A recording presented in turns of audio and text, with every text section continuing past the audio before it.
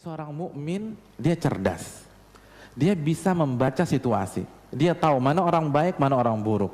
Memberikan analisa lapangan.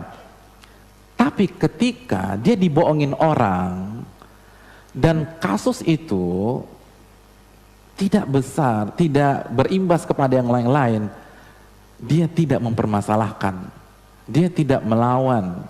Dia tidak interupsi lalu dia bantah pendapat yang lagi bicara. Nggak penting bagi dia, karena dia karim, karena dia orang yang mulia, karena dia dididik oleh Islam menjadi orang besar, dan orang besar hanya mengurus perkara-perkara besar. Orang besar nggak ngurus perkara-perkara kecil. Kira-kira kalau ada rapat RT, RI 1 datang nggak? Nggak datang. Karena level RI 1 sidang kabinet, bicaranya sudah Sabang sampai Merauke, bukan tingkat RT lagi. Orang-orang besar main di level atas tanpa mengurangi hormat kepada Pak RT dan segenap kabinetnya. Tapi jelas itu faktanya. Nah, mukmin juga demikian. Kita Allah nggak suka kan? Apa kata Nabi SAW? Allah tuh nggak suka safsafatil umur dalam sebuah hadis. Allah tuh nggak suka kita ngurusin yang kecil-kecil, yang perintilan-perintilan tuh Allah nggak suka. Jadi kalau ada, nggak setiap ucapan tuh dibantah, nggak setiap sebuah statement di sosmed dikomenin. Waktu habis, Anda dihisap sama Allah. Apalagi cuma masalah-masalah dunia. Bukan berarti tidak boleh ya, tapi yang sekarang terjadi udah kebablasan. Orang besar hanya ngurus masalah besar. Apa masalah besar? Antum cek surat Al-Hajj ayat 1. Allah mengatakan inna zalzalatas sa'a syai'un azim. Huru-hara hari kiamat itu masalah besar, kata Allah Subhanahu wa taala. Orang besar hanya ngurus masalah besar. Kita harus berpikir apa yang bisa kita jawab pada hari itu. Bagaimana kita berhadapan dengan Rabbul Alamin? Apa alasan kita kalau Allah bongkar semua skandal kita? Itu masalah kita. Adapun masalah dunia, dibully, digibahi, nggak usah antum pikirin. Buat apa konferensi pers hanya untuk bela masalah dunia? Itu masalah kecil.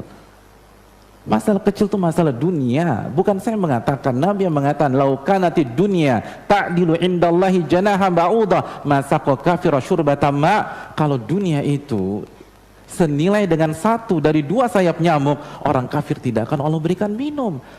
Sehingga maksudnya apa? Maksudnya ketika kita melihat orang kafir bisa menikmati dunia, bahkan orang terkaya pertama di dunia orang kafir, orang terkaya kedua di dunia orang kafir, itu menunjukkan dunia nggak ada artinya dan lebih rendah dari 1 dari 2 sayap nyamuk. Itu masalah rendah. Jangan sampai membuat galau hati kita. Jangan sampai seluruh pembicaraan kita di sosmed gara-gara dunia. Jangan masalah gara-gara dunia akhirnya bantah-bantahan sama orang. Sesuatu yang nggak berharga nggak usah dihargai, diketawain orang. Nggak semua bully ditanggapi, nggak semua fitnahan ditanggapi. Makanya Nabi difitnah 13 tahun, nggak pernah ada press conference tuh. Mohon maaf saya Muhammad itu nggak benar, saya dibilang dukun, ini data medis saya normal semua, nggak ada. Nggak ada data medis, nggak ada tes DNA, nggak ada ini, nggak ada itu, enggak. 13 tahun difitnah orang gila, difitnah dukun, santai. Dunia itu kayak parfum aja, antum pakai, jangan antum telen, mati antum, keracunan. Oke. Iya, antum keracunan. Kalau antum masukkan ke dalam diri antum keracunan. Antum pakai aja. Orang mukmin itu nggak bahas masalah rendahan, nggak penting bagi dia.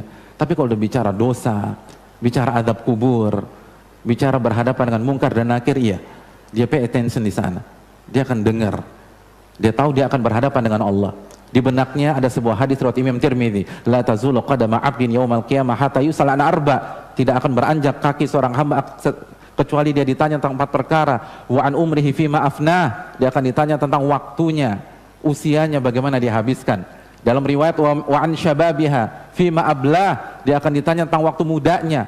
Itu waktu muda dari balik sampai 40 tahun akan Allah bongkar sehabis-habisnya. Klub mana aja yang udah kita kunjungi, pub mana saja yang sudah kita kunjungi, daftar cewek kita itu diinterogasi semua, atau cowok-cowok kita diinterogasi semua dibongkar sehabis-habisnya. Wa an syababiha fima ablah, apa yang sudah masuk ke dalam tubuh kita itu di audit semua, mulai dari pil koplo, gorila, sampai sabu, sampai semua dibongkar. Masa muda dihabisi oleh Allah Subhanahu wa taala kecuali kita bertobat kepadanya. Jangan senyum ketika Anda bermaksiat kepada Allah. Memang Allah kasih delay, nanti kena. Kalau mau senyum nanti di akhirat. Sekarang nggak ada gunanya. Seorang mukmin dia tahu itu, makanya masalah-masalah ini nggak penting. Yang terpenting adalah bagaimana hak Allah Jalla wa'ala, bagaimana hak Rasul Sallallahu Alaihi Wasallam, bagaimana hak orang tua, sudah saya tunaikan atau belum.